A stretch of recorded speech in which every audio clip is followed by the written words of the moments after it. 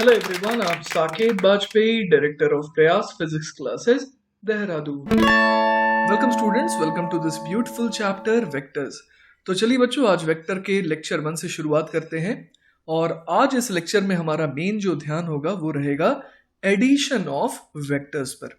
ठीक है, तो चलिए बच्चों, सबसे पहले समझते हैं कि आखिर ये जो वेक्टर्स हैं वो क्या होते हैं और वो स्केलर्स से किस तरीके से अलग होते हैं। ठीक है, तो देखिए बच्चों, कुछ फिजिकल क्वांटिटीज ऐसी होती है जो पूरी तरीके से डिस्क्राइब हो सकती है by a numerical value alone. Obviously unit तो स्पेसिफाई करना ही पड़ेगा और उन्हें ऐड करना बहुत सिंपल होता है। They can be added according to the ordinary rules of algebra. जैसे कि अगर हम लोग एग्जांपल लें तो किसी सिस्टम का मास अगर हम लोग कह रहे हैं कि 5 किलो है, ठीक है, if two bodies, one having a mass of 5 kilogram and the other having a mass of 2 kilogram, इन दोनों को अगर हम लोग ऐड करके एक कॉम्पोजिट सिस्टम बनाए तो हम लोग बड़े आसानी से ये कह सकते हैं कि जो टोटल मास हो जाएगा सिस्टम का वो कितना हो जाएगा, 5 kilogram plus 2 kilogram, that is 7 kilogram. ठीक है, तो ऐसे क्वांटिटीज को बच्चों क्या नाम दिया गया, स्केलर्स दिया गया। ठीक है, लेकिन बच्चों हर फिजिकल क्वांटिटी इस तरीके की नहीं होती है ना। कुछ ऐसी फिजिकल क्वांटिटीज भी होती हैं जिनका कंप्लीट डिस्क्रिप्शन है ना वो रिक्वायर करता है एक numerical value with the unit specified obviously, और साथ ही साथ उसे एक डायरेक्शन इन स्पेस की भी दरकार होती है। जैसे कि वेलोसिटी ऑफ अ पार्टिकल, ये किसका एग्जांपल हो सकता है। अब अगर हम लोग मैग्नीट्यूड की बात करें वेलोसिटी की, तो वो हम लोग 5 मीटर पर सेकेंड तो कह सकते हैं, है ना, जो कि हमें किस बात का आइडिया दे रहा है कि कोई पार्टिकल कितना फास्ट ट्रैवल कर रहा है। लेकिन अगर पूरा का पूरा अगर आप डिस्क्रिप्शन चाहते हैं वेलोसिटी का, तो वो कंप्लीट तभी होगा जब आप क्या स्पेसिफाई करेंगे, डायरेक्शन ऑफ वेलोसिटी। ठीक है, अब तरीका क्या है, तो आइए तरीका देखते हैं। We can represent this velocity by drawing a line parallel to the velocity and putting an arrow showing the direction of velocity। तो आइए बच्चों इस बात को समझते हैं। बेसिकली यहाँ क्या लिखा गया है कि हम लोग इस वेलोसिटी को कैसे रिप्रेजेंट कर सकते हैं, by drawing a line parallel to the velocity. मतलब कि मान लीजिए कि कोई इंसान जो है ना, वो इस पर्टिकुलर डायरेक्शन में ट्रैवल कर रहा है। ठीक है, कितने स्पीड से, 3 मीटर पर सेकेंड से। ठीक है, तो हम लोग क्या कर सकते हैं, इस डायरेक्शन में एक एरो बना सकते हैं। ठीक है, we can decide beforehand a particular length to represent 1 meter per second and the length of the line representing a velocity of 5 meter per second may be taken as 5 times this unit length। ये काम बच्चों आप लोगों ने बचपन में भी कर रखा है ना।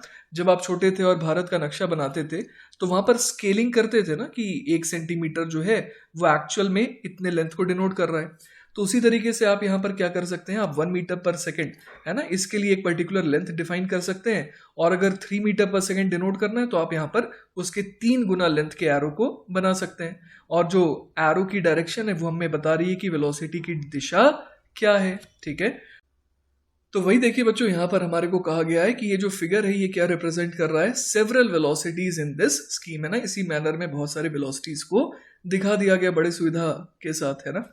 The front end carrying the arrow, है ना। यहाँ पर हम लोग देख पा रहे हैं कि हर एक वेक्टर में एक क्या है, एक एरो है। ठीक है, इसको नाम दिया जाता है बच्चों हेड, और जो रियर एंड है, जो पीछे वाला हिस्सा है, उसे नाम दिया जाता है टेल। ठीक है, तो बच्चों अब तक हम लोगों ने पढ़ा कि कुछ ऐसी क्वांटिटीज होती है जिन्हें डायरेक्शन की रिक्वायरमेंट नहीं होती है और कुछ ऐसी होती है जिन्हें डायरेक्शन की रिक्वायरमेंट होती है। अब हम लोग वेक्टर क्वांटिटी को किस तरीके से डिफाइन कर सकते हैं, तो उसके लिए एक और कंडीशन होती है बच्चों, और वो कंडीशन क्या होती है आइए देखते हैं। The physical quantities which have magnitude and direction and which can be added according to the triangle rule are called vector quantities. तो बच्चों एक और कंडीशन अप्लाई हो गई कि डायरेक्शन तो डिमांड करना ही चाहिए इसे, साथ ही साथ they should add according to the triangle rule, तभी इन्हें वेक्टर क्वांटिटीज कहेंगे। अब ये ट्रायंगल रूल क्या है बच्चों, ये थोड़ी देर में हम लोग देखने वाले हैं। ठीक है, other examples of vector quantities are force, linear momentum, electric field, magnetic field. ये सारी चीजें जो है बच्चों वेक्टर क्वांटिटीज की अलग अलग एग्जाम्पल्स हैं। ठीक है, अब बच्चों एक और चीज हम लोग देखने वाले हैं कि उनको जब हम लोग लिखेंगे तो उनका सिंबल क्या देंगे। ठीक है, the vectors are denoted by putting an arrow over the symbols representing them. जैसे कि A B vector, B C vector, जब भी ए बी के ऊपर ऐसा एक एरो लगा हो तो हम लोग इसको क्या रीड करते हैं, A B vector, B C vector. ठीक है, और जैसे मान लीजिए वेलोसिटी वेलोसिटी के लिए कोई वेक्टर यूज हुआ है, तो यहाँ पर v के ऊपर एक एरो का साइन है, तो इसे क्या पढ़ेंगे, v वेक्टर, है ना, वेलोसिटी वेक्टर। उसी तरह ये हो जाएगा फोर्स वेक्टर, है ना, अगर f जो है यहाँ फोर्स को डिनोट कर रहा है तो फोर्स वेक्टर इसे रीड करेंगे। और कहीं कहीं पर जब प्रिंटेड बुक्स में आप पढ़ेंगे, सवालों को देखेंगे, तो वहां पर बोल्ड में भी इसे, है ना, डिनोट किया जाता है। जैसे ये जो ए बी में बोल्ड लिखा है, तो इसे क्या रीड करेंगे, A B vector, B C vector, V vector, F vector, etcetera. ठीक है। इसके अलावा बच्चों, अगर कोई फिजिकल क्वांटिटी ऐसी है जिसके पास मैग्नीट्यूड भी है और डायरेक्शन भी है, लेकिन वो फॉलो नहीं करता है ट्रायंगल रूल, है ना, तब उसे हम लोग वेक्टर क्वांटिटी नहीं करेंगे ना, will not be called a vector quantity. और उसका एक बहुत ही इजी एग्जांपल है electric current in a wire. इसके पास मैग्नीट्यूड भी होता है, डायरेक्शन भी होती है कि इस दिशा में करंट जा रहा है ना, लेकिन यहाँ पर ट्रायंगल रूल का कोई भी सेंस नहीं बनता है। क्योंकि आप देखिए क्या होता है जनरली, मान लीजिए एक वायर है ना, यहाँ पर मान लीजिए इसमें 3 एम्पियर करंट आ रहा है, फिर एक और वायर है जो कि इससे कनेक्टेड है, इस तरीके से इसमें 5 एम्पियर करंट आ रहा है। तो जब इस तरीके से हम लोग देखेंगे कि ये एक और वायर से कनेक्टेड है, तो ऑब्वियस है कि, है ना, यहाँ पर हम लोग समझ पा रहे हैं कि इस जो तीसरी वायर है इसमें कितना करंट जा रहा होगा, तो वो 8 एम्पियर जा रहा होगा। तो यहाँ पर हम लोग देख पा रहे हैं कि डायरेक्शन तो है, लेकिन ये सिंपल तरीके से एडअप हो रहा था, है ना। तो यहाँ पर जो वेक्टर रूल है वो यहाँ पर अप्लाई नहीं हो रहा है, तो इन्हें हम लोग वेक्टर क्वांटिटी नहीं करेंगे ना। दस electric current is not a vector quantity. ठीक है ये बात। चलिए बच्चों, तो हमारा नेक्स्ट टॉपिक है equality of vectors. Two vectors representing two values of the same physical quantity. Same physical quantity मतलब दोनों ही मान लीजिए कि वेलोसिटी को ही डिनोट कर रहे हैं, फोर्स को ही डिनोट कर रहे हैं ना, आर कॉल्ड इक्वल अगर उनका मैग्नीट्यूड और डायरेक्शन दोनों क्या रहे, सेम रहे। ठीक है। तो इसका मतलब ये हो गया कि अगर आप पैरेलली ट्रांसलेट करेंगे ना, a parallel translation of a vector does not bring about any change in it. ठीक है, क्योंकि अगर आप उसका पैरेलल ट्रांसलेशन करते हैं ना, ये वेक्टर हो गया, इसको मान लीजिए कि उठा करके आप जो है ऐसे ले गए, है ना, तो इससे कोई फर्क नहीं पड़ा क्योंकि आपने पैरेलल ट्रांसलेशन किया है इस वेक्टर का। तो इस तरीके के ट्रांसलेशन से कोई भी फर्क नहीं आ रहा, क्योंकि डायरेक्शन में चेंज नहीं आ रहा और मैग्नीट्यूड में तो ऑब्वियसली कोई चेंज नहीं आ रहा। तो हम लोग समझ सकते हैं कि two vectors representing two values of the same physical quantities, उन्हें इक्वल कब कहेंगे, जब उनका मैग्नीट्यूड और डायरेक्शन दोनों ही सेम हो। ठीक है। लेकिन बच्चों एक चीज का ध्यान दीजिएगा, do not try to mix vectors. मतलब कि जिस तरीके से हम लोग एप्पल और ऑरेंज को ऐड नहीं करते हैं, उसी तरीके से velocity vector combines only with a velocity vector, force vector combines only with a force vector, acceleration vector only combines with an acceleration vector, each on its own vector diagram. ठीक है। और अगर आपको कभी जरूरत पड़े, है ना, if you ever show different kinds of vectors on the same diagram, तो कोशिश करिएगा अलग अलग पेन्स का यूज करने का ना, यूज डिफरेंट कलर्स और some other method of distinguishing the different kinds of vectors. ठीक है, इन्हें मिक्स नहीं करेंगे हम लोग। ठीक है ना। तो आगे हम लोग एडिशन ऑफ वेक्टर्स देखने वाले हैं, तो उसमें किस चीज का ध्यान रखेंगे कि वेलोसिटी वेक्टर ऐड होगा वेलोसिटी वेक्टर के साथ, फोर्स वेक्टर ऐड होगा फोर्स वेक्टर के साथ, और एक्सेलरेशन वेक्टर जो है वो सिर्फ और सिर्फ ऐड हो सकता है एक्सेलरेशन वेक्टर के साथ। ठीक है ना। चलिए बच्चों, तो अब हम लोग देखने वाले हैं कि किस तरीके से दो वेक्टर को ऐड किया जा सकता है ज्योमेट्रिकली। ठीक है। तो देखिए बच्चों, यहां पर हम लोग दो डायग्राम्स देख पा रहे हैं, डायग्राम ए और diagram B. Suppose that as in the vector diagram of figure A, a particle moves from A to B and then later from B to C. है ना, पार्टिकल कहां से कहां गया, ए से बी गया, और उसका एक्चुअल पाथ देखिए यहाँ पर रेड वाले लाइन से शो हो रखा है ना, रेड कलर के ये जो वेवी सा रास्ता है इससे शो हो रखा है। तो पार्टिकल पहले ए से बी गया, फिर बाद में बी से सी गया, इस तरीके से लहराते हुए रास्ते से। ठीक है। We can represent its overall displacement. Displacement जो है ना बच्चों, वो एक्चुअली जो एक्चुअल पाथ होता है उस पर डिपेंड नहीं करता है, वो होता है एक तरीके से the line joining the initial and final point. है ना, इस तरीके से जो है हम लोग जो है एक डिस्प्लेसमेंट को शो कर सकते हैं। क्लियर है ये बात। और उसकी जो डायरेक्शन होती है वो इनिशियल से फाइनल की तरफ होती है। तो इसीलिए आप देख पा रहे हैं कि जब वो ए से बी गया, तो हम लोगों ने यहाँ पर वेक्टर की जो डायरेक्शन है, जो एरो है, वो बी की तरफ रखा है ना। तो एक छोटा सा आइडिया मैं आपको दे दे रहा हूँ किसका, डिस्प्लेसमेंट वेक्टर का। वो एक्चुअल रास्ते पे डिपेंड नहीं करता है, वो सिर्फ इनिशियल और फाइनल पॉइंट्स को डायरेक्टली कनेक्ट करके हम लोग यहाँ पर शो करते हैं। ठीक है। तो we can represent its overall displacement no matter what its actual path with two successive displacement vectors A B and B C, है ना। यहाँ पर एक हमने वेक्टर बनाया ए बी वेक्टर और एक वेक्टर बनाया ए सी वेक्टर। क्लियर है ये बात। The net displacement of these two displacements is a single displacement from A to C, है ना। अगर ओवरऑल हमसे बोला जाए कि क्या हुआ होगा डिस्प्लेसमेंट, तो हम लोग क्या बोलेंगे कि वो ए पे था और फाइनली वो सी पे पहुंचा। तो जो नेट डिस्प्लेसमेंट है वो तो ये रहा ना। तो हम लोग क्या बोलेंगे कि ए बी वेक्टर और बी सी वेक्टर का जो रिजल्टेंट है वो क्या हो गया, ए सी वेक्टर हो गया। ठीक है। We call A C the vector sum या फिर resultant of the vectors A B and B C.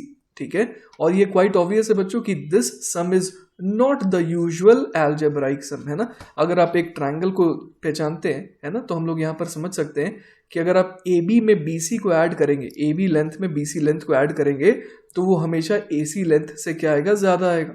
ठीक है। तो यहाँ पर हम लोगों ने वेक्टर एडिशन किया। किसका वेक्टर एडिशन? मान लीजिए ए बी वेक्टर को हम लोग स्मॉल ए वेक्टर से डिनोट कर रहे हैं और बी सी वेक्टर को स्मॉल बी वेक्टर से डिनोट कर रहे हैं। तो जो रिजल्टेंट है ना, जो वेक्टर सम है एस वेक्टर, वो क्या हो जाएगा, ए वेक्टर प्लस बी वेक्टर हो जाएगा। ठीक है। तो हम लोगों ने क्या करा यहाँ पर, to add A vector and B vector draw them head to tail, मतलब कि एक के हेड पे हमने दूसरे का क्या रख दिया, टेल रख दिया, और फिर इनिशियल और फाइनल को हम लोगों ने क्या कर दिया, कनेक्ट कर दिया। This is the resulting vector from tail of A vector to the head of B vector.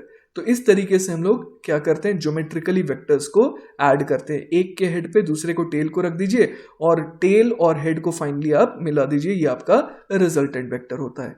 ठीक है ना। इसके अलावा बच्चों हमारे को इस बात में कंफ्यूज नहीं होना है कि किसके हेड पे किसके टेल को रखना है। जैसे कि आप देखिए कि अगर आप ए वेक्टर के हेड पे बी वेक्टर के टेल को रखेंगे तो ए वेक्टर प्लस बी वेक्टर ऐसा आएगा। लेकिन अगर आप बी वेक्टर के हेड पे ए वेक्टर के टेल को रख दिए तो भी कोई दिक्कत नहीं है ना। B vector plus A vector जो कि same as A vector plus B vector होता है, वो भी आप देखिए कि सेम आ रहा है। ठीक है। तो you get the same vector result for either order of adding vectors. ठीक है। तो अब बच्चों आ जाते हैं एडिशन ऑफ वेक्टर्स पे। तो देखिए बच्चों, अभी जो हम लोगों ने जिस रूल का डिस्कशन किया था वो कहलाता है triangle rule of vector addition. ठीक है। और यहां पर हमने क्या सीखा है, if A vector and B vector are the two vectors to be added, a diagram is drawn in which the tail of B vector coincides with the head of A vector. ठीक है। The vector joining the tail of A vector with the head of B vector is the vector sum of A vector and B vector, है ना। ये अभी हम लोगों ने यहां पर देखा था। ठीक है। तो ये बच्चों था triangle rule of vector addition. अब हम लोग देखने वाले हैं कि इसी रूल को एक और तरीके से प्रेजेंट किया जा सकता है ना, इन अ डिफरेंट वे। आइए देखते हैं, द सेम रूल में be stated in a slightly different way, और देखते हैं कि वो तरीका क्या है। तो देखिए बच्चों, ये रूल कहता है कि we draw the vectors A vector and B vector with both the tails coinciding. जैसे कि ए वेक्टर का टेल और बी वेक्टर का टेल दोनों क्या करवा दीजिए आप, कोइंसाइड करवा दीजिए कुछ इस तरीके से। ठीक है। Taking these two as the adjacent sides we complete the parallelogram. तो आप यहां पर देख पा रहे हैं कि इन ए वेक्टर और बी वेक्टर को एडजेसेंट साइड्स मान करके एक पैरेललोग्राम तो कंस्ट्रक्ट किया जा सकता है ना। तो उस पैरेललोग्राम का जो डायगोनल है ना, the diagonal through the common tails, और वो भी कौन सा diagonal, the diagonal through the common tails give the sum of the two vectors, है ना, जो कि आप बड़े आराम से यहां पर फील कर पा रहे हैं। तो बच्चों इस तरीके से हम लोग देख पा रहे हैं कि ये ए वेक्टर था, ये बी वेक्टर था, तो इनका जो रिजल्टेंट है that is A vector plus B vector, वो लाने का तरीका क्या है। तो यहां पर हम लोग देख पा रहे हैं कि जो डायगोनल है ना, diagonal through the common tails, वो हमें क्या बता रहा है, the sum of the two vectors.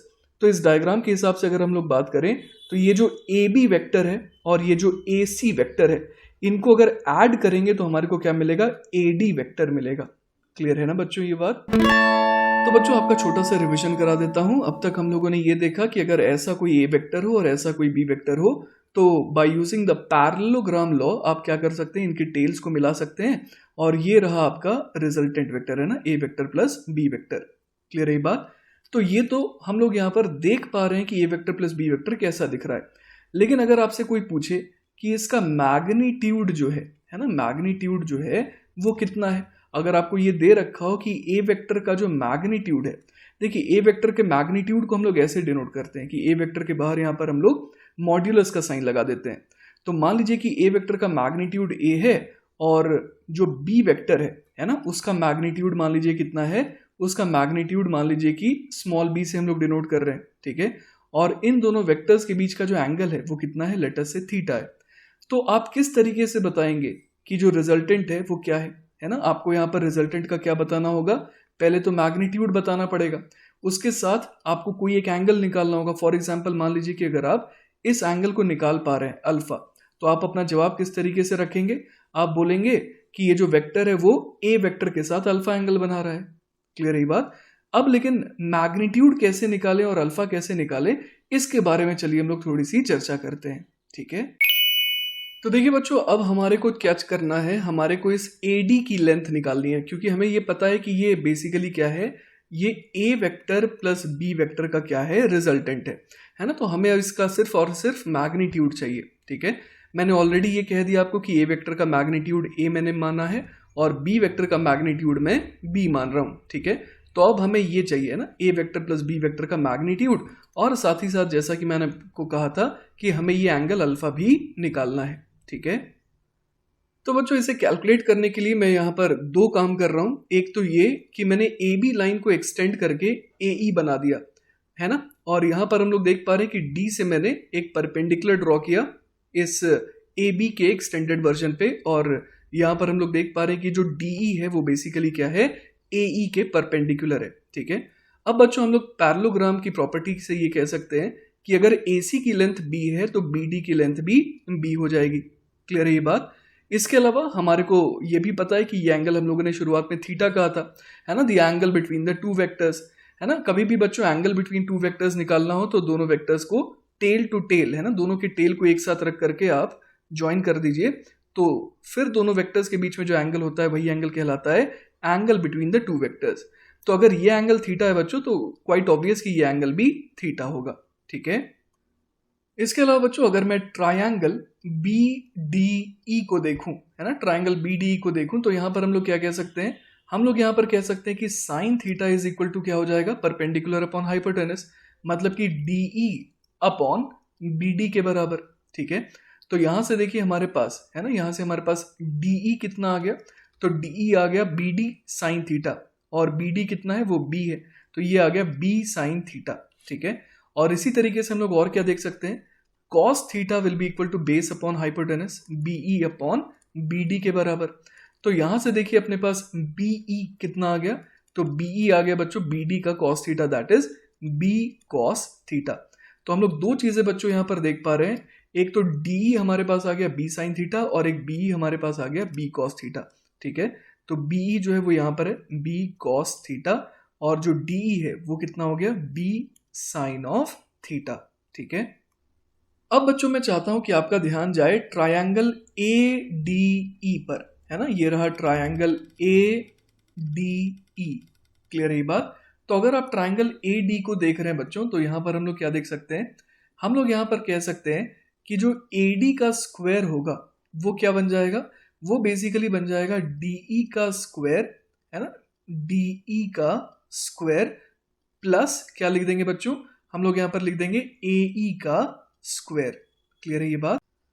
अब बच्चों मैं चाहता हूं कि आपका ध्यान जाए ट्रायंगल ADE पर, है ना, ट्रायंगल AD पर अगर आपका ध्यान जाए, ठीक है, ये A है, ये D है और ये E है, तो आप यहां पर क्या देख सकते हैं कि ये एक राइट एंगल ट्रायंगल है, और उसमें अगर हम लोग पाइथागोरस थ्योरम का यूज करें तो क्या बोल सकते हैं कि AD का स्क्वायर इज इक्वल टू हो जाएगा DE का स्क्वायर प्लस AE का स्क्वायर। क्लियर है ये बात।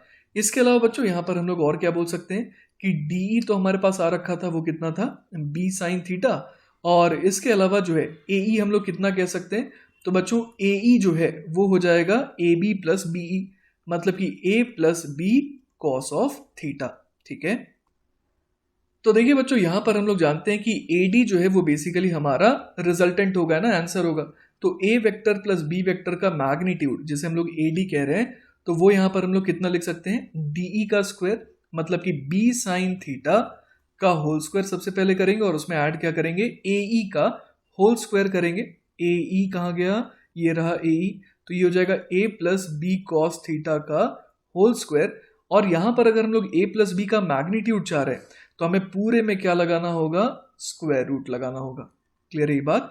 तो यहां से देखिए हमारे पास क्या आ जा रहा है, यहां से हमारे पास A vector plus B vector का मैग्नीट्यूड देखिए कितना आ जा रहा है, अंडर द रूट ऑफ, है ना, अंडर द रूट ऑफ आ जा रहा है B square sine square theta plus A square plus B square cos square theta plus यहाँ पर अंडर रूट के अंदर और क्या आ जाएगा आखिरी term, 2ab cos of theta. अब देखिए B square cos square theta और B square sine square theta मिलकर के क्या बन जाएगा, बी स्क्वायर, क्योंकि हमें प्रॉपर्टी पता है कि sign square theta plus cos square theta क्या होता है, वो तो 1 होता है।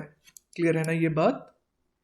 तो यहां से देखिए बच्चों ए वेक्टर प्लस बी वेक्टर का जो मैग्नीट्यूड है वो कितना आ जा रहा है हमारे पास, तो वो आ जा रहा है देखिए under the root of A square plus B square plus 2ab cos of theta. Clear है ये बात। तो बच्चों ये जो रिजल्ट हमारे पास आया ना, ये बहुत ही ज्यादा इंपॉर्टेंट रिजल्ट है। All right. इसके अलावा बच्चों डायग्राम को देख करके एक और चीज हम लोग कह सकते हैं, और वो ये है कि अगर इस अल्फा के बारे में बात करें तो tan ऑफ अल्फा जो है हम लोग निकाल सकते हैं, वो कितना आ जाएगा, b sine theta divided by, किससे डिवाइड करना होगा हमारे को, a plus b cos theta से। ठीक है। तो बच्चों इस रिजल्ट के ऊपर अब हम लोग कुछ स्पेशल केसेस बना सकते हैं, ठीक है, ताकि हम लोग और ज्यादा फैमिलियर हो सकें वेक्टर से। तो देखिए बच्चों पहला केस मैं ले रहा हूं कि थीटा जो है मान लीजिए वो कैसा हो, 0 डिग्री जैसा हो। ठीक है। तो अगर ये थीटा 0 डिग्री का जैसा होगा तो ए और बी के बीच में इसका मतलब कोई भी एंगल नहीं है ना, 0 डिग्री है, मतलब दोनों बिल्कुल पैरेलल हो गए। तो आइए मैं आपको दिखा देता हूं कि कैसा दिखेगा ये कॉम्बिनेशन। तो देखिए बच्चों उस समय कॉम्बिनेशन ऐसा दिखाई देने लगेगा, दोनों बिल्कुल पैरेलल हो गए। अब आप समझ पा रहे हैं कि दोनों अगर बिल्कुल सेम डायरेक्शन में हो गए, है ना, तो हम लोग उस केस में क्या कर सकते हैं, A vector plus B vector का मैग्नीट्यूड अगर निकालना चाहें तो हम लोग को क्या देखना होगा कि इस बार थीटा जो है वो कितना है, 0 डिग्री है। क्लियर है। तो हमारे को कॉस ऑफ 0 की रिक्वायरमेंट होगी। ठीक है। तो बच्चों यहां पर हम लोग लिख सकते हैं under the root of A square plus B square plus 2ab into cos of 0 degree. Cos of 0 degree बच्चों होता है 1। ठीक है। तो अब आपको दिख रहा होगा कि ये क्या आ गया, under root A square plus B square plus 2ab। तो आप बड़े आराम से समझ पा रहे होंगे कि ए स्क्वायर प्लस बी स्क्वायर का मैग्नीट्यूड क्या आ गया, वो तो सिंपली ए प्लस बी के बराबर आ गया। ठीक है। इस चीज को बच्चों आप फील भी कर पा रहे होंगे कि मान लीजिए कि आपके पास है ना एक इस तरीके से एक बॉक्स रखा है सामने और आप इसे पुश कर रहे हैं ना, आप इसे पुश कर रहे हैं मान लीजिए 2 न्यूटन के फोर्स से, और एक और इंसान है वो इसे क्या कर रहा है, खींच रहा है 3 न्यूटन के फोर्स से इसी डायरेक्शन में। तो आप समझ पा रहे हैं कि आप दोनों का एफर्ट जो है बिल्कुल एड अप हो जा रहा है ना। इस तरीके से सच दैट की जो रिजल्टेंट फोर्स आएगा वो कितना आएगा, 5 न्यूटन आएगा, क्योंकि आपने क्या करा, आपने इस डायरेक्शन में 2 न्यूटन का फोर्स लगाया और आपके फ्रेंड ने भी इसी डायरेक्शन में 3 न्यूटन का फोर्स लगाया, तो रिजल्टेंट क्या आ गया, 5 न्यूटन। ठीक है। अब बच्चों बात करते हैं केस 2 की, जब मैं थीटा को कितना ले रहा हूं, थीटा को ले रहा हूं 180 डिग्री, या फिर इसको अगर रेडियन में कहें तो पाई रेडियन। क्लियर है ये बात। तो इसका मतलब ये हो गया कि अगर मैं, है ना, मैं इस तरीके से यहां पर दिखाने की कोशिश करता हूं इन दोनों वेक्टर्स को। मान लीजिए बच्चों कि यहां पर मैं ए वेक्टर कुछ इस तरीके से दिखा रहा हूं, तो बी वेक्टर जो है वो क्या हो जाएगा, बिल्कुल इसके एंटी पैरेलल हो जाएगा, है ना, मतलब कि इन दोनों के बीच में जो ये एंगल है वो कितना है, 180 डिग्री है। क्लियर है। तो हम लोग देख पा रहे हैं कि एक का एफर्ट जैसा है, दूसरे का एफर्ट बिल्कुल ऑपोजिट है, अगर मैं फोर्स के टर्म्स में बात करूं तो। ठीक है ना। तो इस केस में अगर हम लोग फॉर्मूले का यूज करें तो हम लोग ए वेक्टर, है ना, ए वेक्टर और बी वेक्टर को ऐड कैसे करेंगे, तो ए वेक्टर प्लस बी वेक्टर का जो रिजल्टेंट है ना, वो क्या आ जाएगा, अंडर द रूट ऑफ, यहां पर लिख देंगे A square plus B square plus 2ab into cos of theta में cos of 180 degree. Cos of 180 degree बच्चों होता है ये -1 के बराबर, तो यहां पर आ जाएगा -1। ठीक है।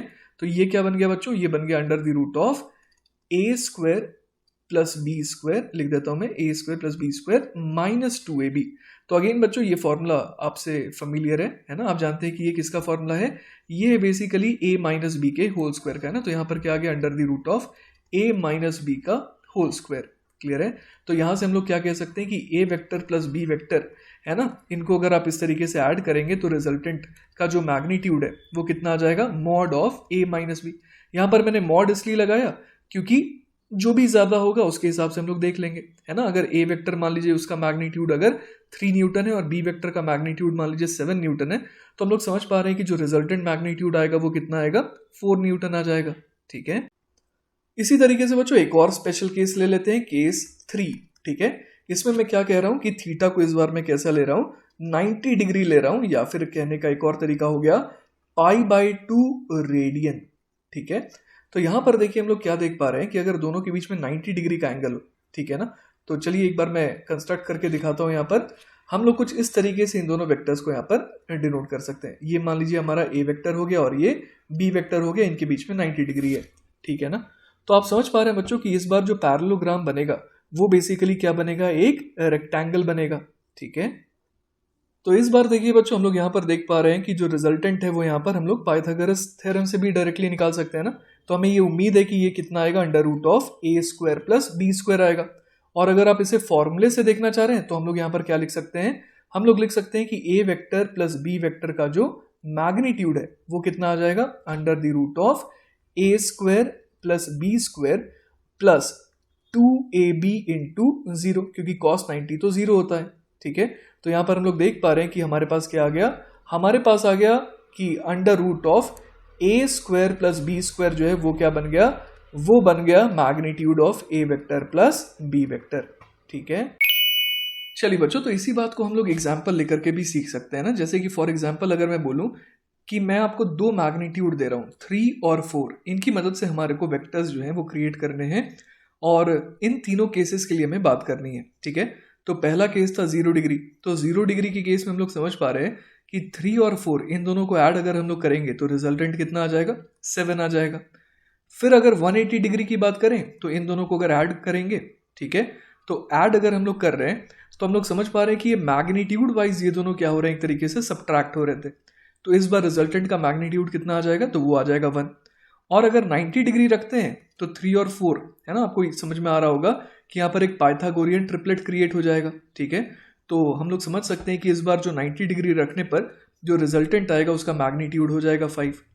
तो हम लोग यहाँ पर क्या सीख पा रहे हैं कि मैक्सिमम मैग्नीट्यूड क्रिएट कब हो सकता है, जब आप 0 डिग्री पर दोनों वेक्टर्स को रख रहे हैं।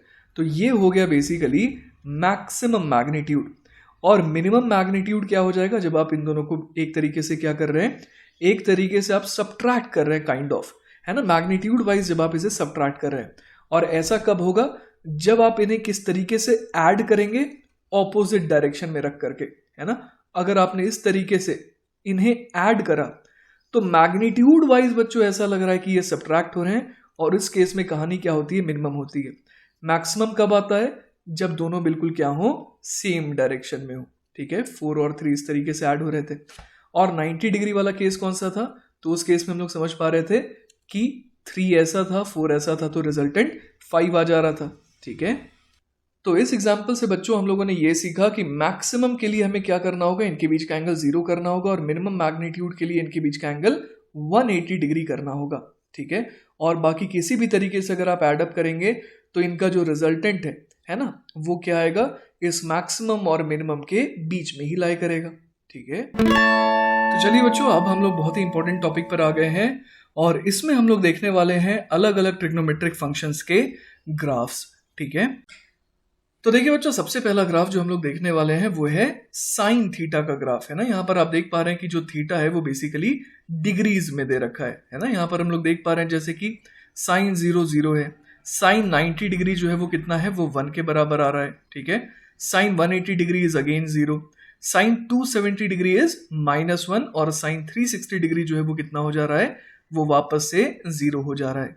ठीक है, तो हम लोग यहाँ पर देख पा रहे हैं कि किस तरीके से ये जो साइन का ग्राफ है ये एक रिपीट होता हुआ ग्राफ है ना। 0 से लेकर के 360 डिग्री तक अगर आप देखें तो 360 डिग्री के बाद ये वापस से रिपीट होगा, जिस तरीके से 0 से ये 360 डिग्री तक हुआ है। ठीक है, अब देखिए बच्चों, यहाँ पर कुछ वैल्यूज जो है हमें हमेशा याद होनी चाहिए, जैसे कि साइन ऑफ 30 डिग्री।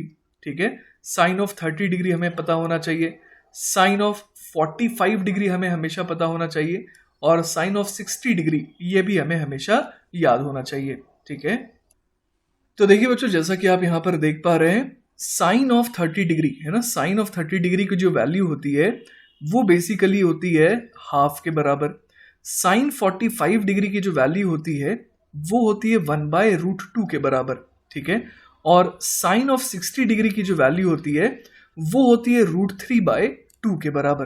क्लियर है ये बात, तो ये चीजें हमें जाननी होंगी। ठीक है, ये हमेशा हमारे को याद होना चाहिए। ऑलराइट, अब बच्चों इन वैल्यूज की मदद से और ग्राफ की सिमेट्री को देख करके हम लोग बहुत बड़ी बड़ी चीजें यहाँ पर कमेंट कर सकते हैं। जैसे कि देखिए आप 90 डिग्री के अबाउट देखिए तो ये ग्राफ आपको बिल्कुल सिमेट्रिक दिखाई देगा। जैसे कि अगर हम लोग बात करें कि साइन 60 डिग्री अगर √3/2 है तो हम लोग यहाँ पर ये भी कह सकते हैं कि साइन ऑफ 120 डिग्री भी सिमेट्री को देखते हुए हम लोग कितना कह सकते हैं कि उसकी वैल्यू भी कितनी आएगी, √3/2 ही आएगी, है ना। तो ये देखिए बच्चों इस तरीके से हम लोग क्या कह सकते हैं कि साइन ऑफ 120 डिग्री की वैल्यू क्या आ जाएगी, same as sine of 60 degree की, है ना। तो हम लोग यहाँ पर देख पा रहे हैं कि 90 डिग्री से 30 पीछे जाए चाहे 30 आगे जाए, क्लियर है ना, बात एक ही है। उसी तरीके से हम लोग अब स्ट्रेट अवे ये कह सकते हैं कि साइन ऑफ 150 डिग्री, है ना, साइन ऑफ 150 डिग्री की अगर बात करें मतलब 180 डिग्री से मैं कितना पीछे जा रहा हूँ, 30 डिग्री पीछे जा रहा हूँ, तो उसकी वैल्यू क्या एक्सपेक्टेड है, उसकी वैल्यू उतनी ही आनी एक्सपेक्टेड है जितना कि साइन ऑफ 30 डिग्री की आ रही है। क्योंकि आप देखिए कि 0 और 180 डिग्री, है ना, ये दोनों बिल्कुल हमारे को सिमेट्रिक नजर आ रहे हैं।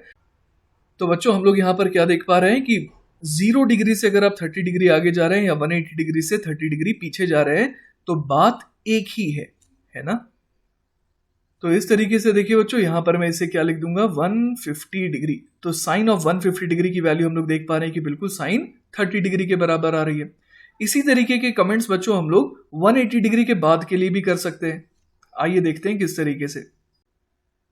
तो यहां पर देखिए हम लोग क्या देख पा रहे हैं कि जो वैल्यू साइन 30 डिग्री की है ना, वही वैल्यू साइन ऑफ 180 डिग्री से 30 डिग्री आगे जाने पर तो नहीं आएगी, क्योंकि यहां पर हम लोग ग्राफ देख पा रहे हैं कि वो नेगेटिव में हो गया। लेकिन हम लोग मैग्नीट्यूड वाइज बिल्कुल सेम जरूर कह सकते हैं। आइए देखते हैं किस तरीके से। तो इस तरीके से देखिए बच्चों हम लोग यहाँ पर क्या कह सकते हैं कि साइन ऑफ, जैसे यहाँ पर मैं साइन ऑफ 210 डिग्री को कितने के बराबर कह दूंगा, तो ये वैल्यू बेसिकली कितने के बराबर आ जाएगी, -½ के। क्लियर है ये बात।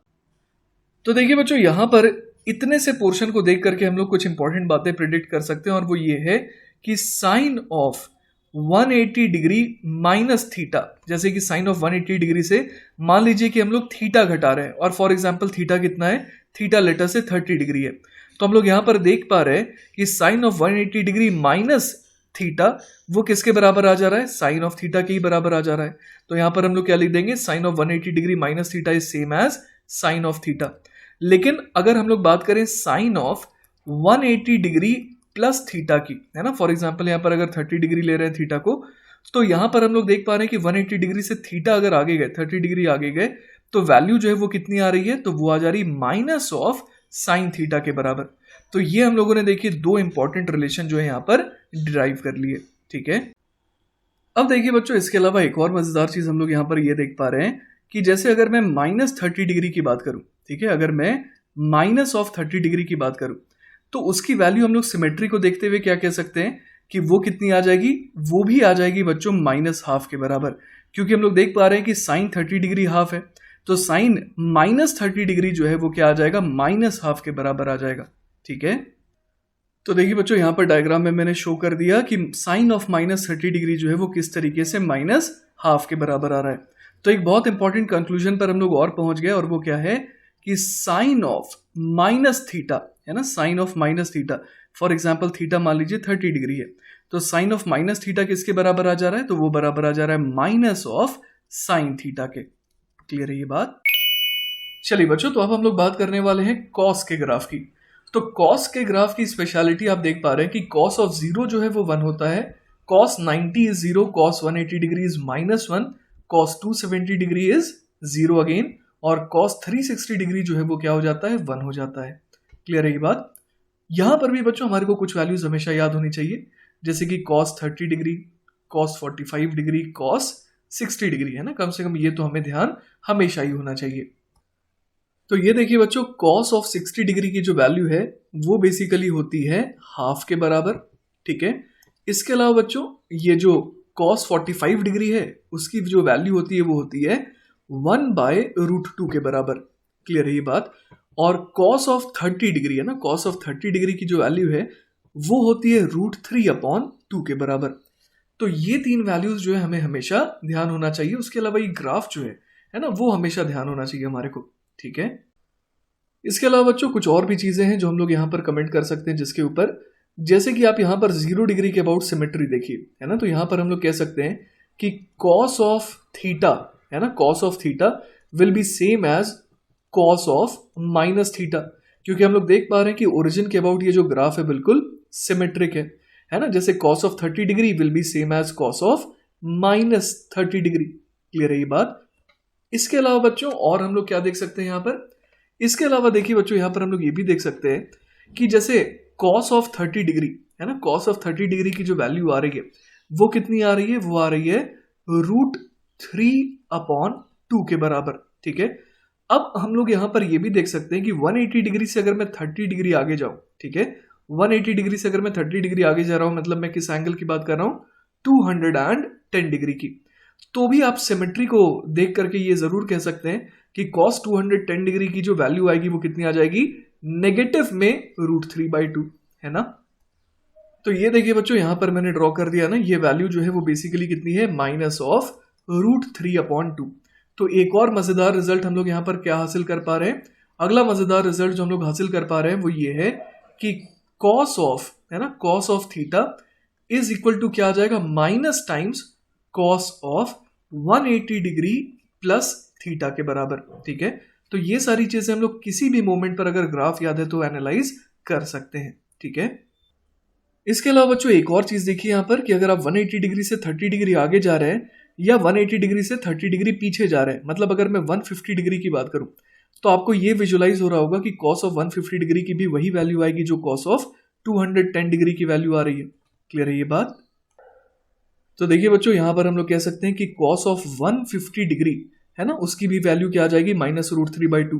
तो इससे हमने ये सीखा कि cos theta is equal to minus of cos of 180 degree plus theta तो होता ही है, साथ ही साथ और क्या लिख सकते हैं, minus of cos of 180 degree minus theta के भी बराबर। क्लियर है ये बातें। चलिए बच्चों तो अब हम लोग ध्यान देते हैं टैन के ग्राफ पे। ठीक है, तो ये देखिए बच्चों टैन का ग्राफ है और यहां पर हम लोग क्या देख पा रहे हैं कि टैन 0 जो है वो 0 है, टैन 90 जो है ना, टैन 90 जो है वो बेसिकली क्या होता है, नॉट डिफाइंड होता है। ठीक है, और ऐसा क्यों होता है ये देखते हैं। बेसिकली बच्चों टैन थीटा जो होता है वो होता है sine theta upon cos theta. Clear है ये बात। तो जब हम लोग टैन 90 की बात करते हैं तो यहां पर हम लोग देख पा रहे हैं कि डिनोमिनेटर में cos 90 लिखना पड़ जाएगा। अब cos 90 तो 0 होता है, तो 1/0 है ना, इस तरीके का जो टर्म है वो क्या हो जाता है, नॉट डिफाइंड हो जाता है। क्लियर है ये बात। तो इसीलिए टैन 90 जो है वो नॉट डिफाइंड होता है। टैन 180 डिग्री जो है वो क्या हो जाता है, 0 हो जाता है। क्लियर है ये बात। इसके अलावा देखिए बच्चों हमारे को कुछ स्पेशल वैल्यूज याद होनी चाहिए, जैसे कि tan of 30 degree, tan of 45 degree, tan of 60 degrees. तो देखिए बच्चों टैन ऑफ 30 डिग्री की जो वैल्यू है वो होती है 1/√3। टैन ऑफ 45 डिग्री जो है उसकी वैल्यू हो जाती है 1। ठीक है, और अगर हम लोग टैन ऑफ 60 डिग्री की बात करें तो उसकी वैल्यू देखिए √3 हो जाती है। क्लियर है ये बात। इसके अलावा बच्चों एक और चीज आप देखिए कि अगर 90 डिग्री से जस्ट छोटी वैल्यू ले है ना, मतलब कि अराउंड 89 पॉइंट समथिंग डिग्रीज के अराउंड की अगर बात करें तो हम लोग यहां पर क्या देख सकते हैं कि चूंकि टैन थीटा क्या होता है, sine theta upon cos theta होता है। ठीक है, और अगर कॉस ऑफ 90 से है ना 90 डिग्री से थोड़ा सा कम अगर हम लोग एंगल लें तो हम लोग समझ पा रहे हैं कि वो जो कॉस की जो वैल्यू होगी वो क्या हो जाएगी, वो एक्चुअली बहुत छोटी हो जाएगी। तो जब हम लोग डिनोमिनेटर में एग्जैक्टली 0 नहीं रख रहे हैं लेकिन बहुत छोटी वैल्यू रख रहे हैं है ना, बहुत बहुत छोटी वैल्यू टेंडिंग टू 0, तब हम लोग समझ पा रहे हैं कि ये जो फ्रैक्शन है ना, ये कैसा हो जाएगा, ये जो फ्रैक्शन है ये बहुत बड़ा हो जाएगा। क्योंकि हम लोग समझ पा रहे हैं कि अगर एक्यूट एंगल की बात करें तो sine of 89 point something degree जो है ना, मैं एक एग्जाम्पल लेकर के आपको बता रहा हूं, तो वो लगभग 1 के अराउंड आएगा, 1 से थोड़ा सा कम आएगा। तो almost 1 divided by a value which is almost equal to 0, तो वो तो कैसा हो जाएगा, पॉजिटिव इन्फिनिटी। तो इसीलिए आप देखिए कि 90 डिग्री के अगर थोड़ा सा लेफ्ट में आप गए तो जो वैल्यू आ रही है वो कैसी आ रही है, ऑलमोस्ट इन्फिनिटी को टेंड करती हुई। और उसी तरीके से 90 डिग्री से थोड़ा आगे अगर आप गए तो आप यहां पर ये देखिए कि क्या हो जाएगा, हम लोग यहां पर ये देख पा रहे हैं कि साइन ऑफ कौन सा एंगल, ऐसा एंगल जैसे कि फॉर एग्जाम्पल 90.0000 समथिंग डिग्री की अगर बात करें। ठीक है, तो हम लोग समझ पा रहे हैं यहां पर कि साइन थीटा तो अभी भी ऑलमोस्ट +1 जैसा ही रहेगा, लेकिन जो कॉस है वो कैसा हो जाएगा, वो नेगेटिव हो जाएगा। क्लियर है बात। क्योंकि हम लोग जानते हैं कि 90 डिग्री से अगर बड़ी वैल्यू ले रहे हैं, for example 90 point something degree, ठीक है, तो वो जो है ना उसका जो कॉस आएगा वो कैसा आएगा, वो नेगेटिव आएगा, और उसका मैग्नीट्यूड कैसा होगा, ऑलमोस्ट टेंडिंग टू जीरो। तो इस बार जो वैल्यू है किसको टेंड करेगी, नेगेटिव इन्फिनिटी को। तो हम लोग देख पा रहे हैं कि अगर 90 डिग्री से थोड़ी सी ही छोटी वैल्यू ले रहे हैं तो tan 90 किसको टेंड कर रहा है, पॉजिटिव इन्फिनिटी को। और अगर 90 डिग्री से थोड़ी सी बड़ी वैल्यू ले रहे हैं तो tan ऑफ दैट एंगल क्या बन जा रहा है, almost tending to minus infinity. ठीक है।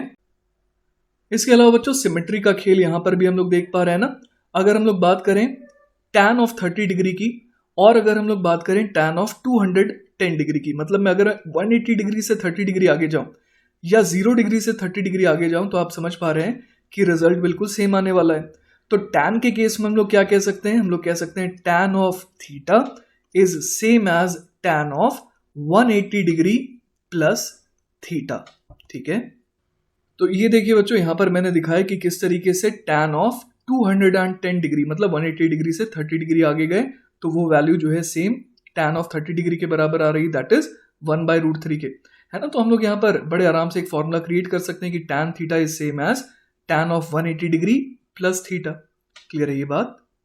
इसी तरीके से बच्चों अगर हम लोग 180 डिग्री से 30 डिग्री पीछे जाएं, मतलब कि मैं बात कर रहा हूं tan ऑफ 150 डिग्री की, तो हम लोग बड़े आराम से यहाँ पर डायग्राम को देख करके कह सकते हैं कि इस बार जो वैल्यू है वो क्या आ जाएगी, वो आ जाएगी बच्चों -1/√3 के बराबर। क्योंकि बस हम लोग यहाँ पर देख पा रहे हैं कि 180 डिग्री के अबाउट एक सिमेट्री है ना। यहाँ पर हम लोग देख पा रहे हैं कि जिस तरीके से आगे बढ़ रहे हैं 180 डिग्री से और जिस तरीके से पीछे बढ़ रहे हैं 180 डिग्री से, है ना, दोनों केस में बस किस चीज का फर्क है, साइन का, है ना। मतलब एक जगह पॉजिटिव आ रहा है और एक जगह नेगेटिव आ रहा है। ठीक है। तो इसे देखते हुए बच्चों हम लोग एक और फॉर्मूला क्रिएट कर सकते हैं, और वो फॉर्मूला क्या हो जाएगा, tan ऑफ, है ना, tan of 180 degree minus theta. 180 degree से मान लीजिए थीटा एंगल में पीछे चला गया तो वो वैल्यू कैसे निकालेंगे, तो it will be equal to minus of tan theta, है ना। सिंपली अगर मेरे को वो एंगल पता है थीटा तो मैं माइनस ऑफ tan थीटा बोल दूंगा तो वही मेरा जवाब हो जाएगा। ठीक है। तो बच्चों अब तक हम लोगों ने बात करी एंगल्स की इन टर्म्स ऑफ डिग्रीज। एक और यूनिट होती है बच्चों एंगल्स को मेजर करने की, और वो होता है रेडियंस। आइए उसको थोड़ा स्टडी करते हैं। तो यहां पर देखिए बच्चों, जैसा कि हम लोग देख पा रहे हैं कुछ एंगल जो है यहाँ पर ये आर्क सबटेंड कर रहा है एट द सेंटर। तो इस एंगल को अगर हम लोग रेडियन में कैलकुलेट करना चाहते हैं तो उसका तरीका क्या होता है, तो देखिए एंगल जो होता है ना, theta, it is actually equal to arc length L upon radius. मतलब ये जो AB की लेंथ है, अगर मैं इसे क्या कॉल कर रहा हूँ, L कॉल कर रहा हूँ, और यहाँ पर रेडियस अगर R है, ठीक है, तो थीटा इज इक्वल टू क्या आ जाएगा, L अपॉन R। और ये जो आएगा है ना एंगल, ये किस यूनिट में आएगा, ये आएगा रेडियंस में। क्लियर है ये बात। तो इस तरीके से बच्चों हम लोग यहाँ पर देख पा रहे हैं कि डिग्री के अलावा एक और तरीका होता है एंगल को मेजर करने का। क्लियर है ये बात। इसके अलावा बच्चों एक और चीज आप यहां पर देख पा रहे होंगे कि अगर ये जो L है ना, ये बेसिकली 2πr अगर हो जाता, मतलब कि अगर हम लोग पूरा का पूरा सर्कल ले लेते तो हम लोग समझ पा रहे हैं कि जो एंगल है एट द सेंटर वो कितना हो जाता, अगर डिग्री में बात करें तो 360 डिग्री के बराबर, और रेडियन में बात करें तो कितना हो जाएगा, तो आइए कैलकुलेट करके देखते हैं। तो उस केस में थीटा जो है वो हो जाता 2πr डिवाइडेड बाय r, मतलब कि वो हो जाता है 2π रेडियन के बराबर। क्लियर है ये बात। तो इसका मतलब ये हो गया कि 2π radian is equivalent to 360 degrees. Clear है ये बात। तो हम लोग यहां पर क्या कह सकते हैं, 360 degrees is equal to 2π radian. Clear है। तो अगर ये आपको ध्यान रहेगा हमेशा तो आप कभी भी कोई भी एंगल निकाल सकते हैं इन रेडियन। जैसे 90 डिग्री इस तरीके से कितना आ जाएगा, तो ये देखिए आ जाएगा 2π अपॉन 360 मल्टीप्लाइड बाय 90, मतलब कि ये कितना आ जाएगा, तो ये आ जाएगा π/2 रेडियन के बराबर। तो इस तरीके से यूनिटरी मेथड का इस्तेमाल करके आप कभी भी कोई सा भी एंगल रेडियन में निकाल सकते हैं। ठीक है। चलिए बच्चों, तो अब तक जितना हम लोगों ने पढ़ा उसके ऊपर एक आसान सा सवाल करते हैं। ठीक है। तो सवाल है, two vectors having equal magnitudes A make an angle theta with each other. Find the magnitude and direction of the resultant. तो देखिए बच्चों, मान लेते हैं कि ये दोनों जो वेक्टर्स हैं वो कुछ ऐसे दिखाई दे रहे हैं ना। इन दोनों के बीच में एंगल कितना दे रखा है, अपने को थीटा दे रखा है, और इन दोनों का ही जो मैग्नीट्यूड है वो कितना दे रखा है, A दे रखा है। अब हमें इन्हें ऐड करना है, और रिजल्टेंट का मैग्नीट्यूड और रिजल्टेंट की डायरेक्शन बतानी है। ठीक है, तो देखिए बच्चों यहां पर हम लोग क्या शो कर सकते हैं कि जब दोनों के टेल्स को ज्वाइन करेंगे तब जब जो एंगल हमारे को दिखाई देगा है ना, वही एंगल होता है angle between the two vectors, है ना, और वही हमारे को थीटा दे रखा है। तो देखिए बच्चों दोनों वेक्टर्स का जो मैग्नीट्यूड है वो तो ए है, क्लियर है। तो अब अगर हम लोग मैग्नीट्यूड ऑफ द रिजल्टेंट की बात करें, है ना, रिजल्टेंट के मैग्नीट्यूड को लेटर से कि मैं आर कॉल कर रहा हूं, तो आर बराबर क्या हो जाएगा, अंडर द रूट ऑफ क्या क्या लिखेंगे, ए स्क्वायर प्लस बी स्क्वायर के बदले फिर से ए स्क्वायर आ जाएगा क्योंकि जो दूसरा वेक्टर है उसका भी मैग्नीट्यूड ए ही है, plus 2a cos of theta. Clear है ये बात। तो चलिए इसे सिंप्लीफाई करके देखते हैं क्या आ रहा है। आर इज इक्वल टू आ जा रहा है, ए स्क्वायर तीनों में है तो ए स्क्वायर को हम लोग बाहर निकाल के ए बना देंगे, तो A under the root of, अब ये क्या बन गया, ये देखिए बन गया 1 + 1 = 2, है ना, तो 2 × 1 + कॉस थीटा के बराबर। ठीक है, तो यहां से देखिए बच्चों हमारे पास रिजल्टेंट का मैग्नीट्यूड आर कितना आ जा रहा है, √2 × a multiplied by under the root of 1 + cos of theta. अब बच्चों यहां पर हम लोग रिजल्ट जो आया हमारे पास, है ना, इसको और भी सिंप्लीफाई किया जा सकता है अगर हम लोग थोड़ी सी ट्रिग्नोमेट्री और समझ लें। आइए देखते हैं फॉर्मूला। तो बच्चों 1 + कॉस थीटा, इसका फॉर्मूला क्या हो जाता है, 1 + कॉस थीटा का फॉर्मूला हो जाता है 2 × कॉस स्क्वायर थीटा बाई 2, जिसका मतलब क्या हो गया, 2 × कॉस ऑफ थीटा बाई 2 इसका होल स्क्वायर। ठीक है, इसी को लिखने का ये तरीका होता है। एक और फॉर्मूला मैं लगे हाथे आपको बता देता हूं, 1 - कॉस थीटा का फॉर्मूला होता है 2 sin स्क्वायर थीटा बाई 2, जिसका मतलब क्या हुआ, 2 × साइन ऑफ थीटा बाई 2 इसका होल स्क्वायर। ठीक है, तो यहां से देखिए बच्चों हमारा r जो है वो कितना आ जाएगा, √2 × a। अब यहां पर क्या लिख सकते हैं, 1 + कॉस थीटा के बदले क्या लिख सकते हैं, 2 cos स्क्वायर थीटा बाई 2, तो यहां पर आ जाएगा under the root of 2 cos square theta by 2 के बराबर। तो यहां से देखिए बच्चों हमारा फाइनल आंसर क्या हो जाएगा, r = √2 × √2, ये तो 2 हो गया, तो ये बन जाएगा 2 × a × cos of theta by 2, है ना। तो यही हो जाएगा रिजल्टेंट वेक्टर का मैग्नीट्यूड। क्लियर है ये बात। तो अब चलिए बच्चों हमने मैग्नीट्यूड निकाल लिया, लेकिन अब डायरेक्शन भी निकालेंगे। तो मैं ये कह दूंगा कि जो हमारे पास है ना, ये जो नीचे वाला वेक्टर है उसके साथ मान लीजिए कि ये अल्फा एंगल बना रहा है। ठीक है, तो पहले तो कोशिश करते ही अल्फा निकालने का, तो हम लोग कह सकते हैं बच्चों कि tan अल्फा जो है वो कितना हो जाएगा। तो बच्चों tan अल्फा जो है हमें पता है कि वो हो जाएगा a sin theta upon a + a cos theta, क्योंकि इस बार a और b दोनों ही तो a है। ठीक है, तो यहां से हमारे पास tan अल्फा जो है ना, वो कितना आ जा रहा है, तो वो आ जा रहा है sin theta upon 1 + cos of theta के बराबर। अब बच्चों इसे भी सिंप्लीफाई किया जा सकता है अगर हम लोग थोड़ी सी ट्रिग्नोमेट्री और जान लें, जैसे कि साइन ऑफ थीटा, इसको लिखा जा सकता है twice of sine of theta by 2 multiplied by cos of theta by 2, है ना। तो आई एक्सपेक्ट कि आप ये फॉर्मूला भी जो है हमेशा याद रखें। क्लियर है, तो अगर इनका इस्तेमाल करें हम लोग तो tan अल्फा हमारे पास देखिए कितना आ जाता है सिंप्लीफाई होकर के, साइन थीटा को लिख देंगे twice of sine of theta by 2 multiplied by cos of theta by 2, और हम लोगों ने अभी अभी 1 + कॉस थीटा का तो एक्सपेंशन देखा ही था, है ना। 1 + कॉस थीटा बेसिकली क्या बन गया था, तो वो बन गया था 2 × कॉस स्क्वायर थीटा बाई 2। ठीक है, तो हम लोग देख पा रहे हैं कि एक कॉस थीटा बाई 2 तो कैंसिल आउट हो जा रहा है, 2 से 2 कैंसिल आउट हो जा रहा है, तो यहां से देखिए हमारे पास क्या आ जाएगा, tan ऑफ अल्फा, ये कितना आ जाएगा, ये आ जाएगा tan ऑफ थीटा बाई 2 के बराबर। क्लियर है, तो यहां से बड़े आराम से हम लोग क्या देख पा रहे हैं बच्चों कि जो अल्फा है उसकी वैल्यू क्या आ जाएगी, थीटा बाई 2 के बराबर आ जाएगी। क्लियर है, तो अल्फा की वैल्यू थीटा बाई 2 आने का मतलब क्या हुआ, आइए देखते हैं। तो देखिए बच्चों अल्फा बराबर थीटा बाई 2 आने का मतलब ये हुआ कि जैसे ये एंगल थीटा था और ये थीटा बाई 2 हो गया, मतलब कि जो रिजल्टेंट वेक्टर है वो एंगुलर बाइसेक्टर के अलॉन्ग लाई कर रहा है। ठीक है, तो एक बहुत इंपॉर्टेंट बात हम लोग सीखे यहाँ पर कि अगर दो इक्वल मैग्नीट्यूड के वेक्टर होंगे तो जो रिजल्टेंट है वो सिमेट्री से कहां पर आएगा, अलॉन्ग द एंगुलर बाइसेक्टर। ठीक है, चलिए बच्चों, तो हमारा नेक्स्ट टॉपिक है multiplying a vector by a scalar. ठीक है, तो मान लीजिए बच्चों कि हमारे पास एक वेक्टर है ए वेक्टर जिसका मैग्नीट्यूड ए है। ठीक है, और के क्या है, के एक नंबर है। अब क्या होगा अगर हम लोग ए वेक्टर को के से मल्टीप्लाई करेंगे तो ये एक नया वेक्टर बन जाता है जिसको हम लोग बी वेक्टर कह सकते हैं। और इसका मैग्नीट्यूड कितना हो जाएगा, तो इसका मैग्नीट्यूड हो जाएगा मॉड ऑफ के टाइम्स ए। ठीक है, अब देखिए बच्चों, यहां पर अगर के पॉजिटिव रहा तब आप ये एक्सपेक्ट कर सकते हैं कि जो बी वेक्टर है उसकी डायरेक्शन क्या आएगी, सेम एज ए वेक्टर।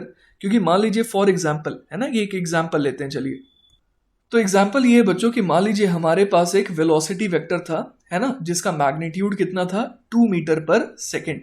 ठीक है, तो अब हम लोग अगर एक काम करें, अगर हम लोग इस वेक्टर को, है ना, मान लीजिए कि ये जो वेक्टर है वो क्या है, ए वेक्टर था। अब इस वेक्टर को मान लीजिए कि हम लोग किससे मल्टीप्लाई कर रहे हैं, के इक्वल टू हाफ से मल्टीप्लाई कर रहे हैं। तो अब ये क्या बन जाएगा, ये एक ऐसा ही दिखने वाला वेक्टर बन जाएगा, बस इसका मैग्नीट्यूड जो है वो हाफ हो जाएगा।